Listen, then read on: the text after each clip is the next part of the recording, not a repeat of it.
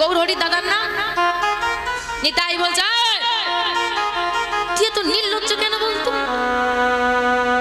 ভগবান নির্লজ্জ?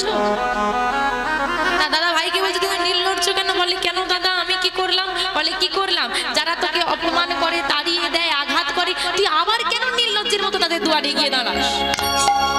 গৌরহরি করজোরে বলছে দাদা গো তুমি কেন ভুলে যাও? কেন ভুলে যাও? আমি বিশ্বপিতা।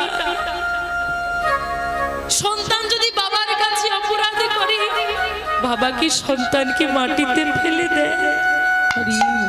কি গো বলো বাবা, আপনাদের সন্তানরা ভুল করে না তা বলে কি আপনারা ছেড়ে দিয়ে চলে যান? আমি তো বিশ্বপিতা, সবাই আমার সন্তান, ভুল করেছে বলে ছেড়ে দেয়। সঠিক পথ আমি যদি হাত ছেড়ে দিই পিতা হই, সঠিক পথকে দেখ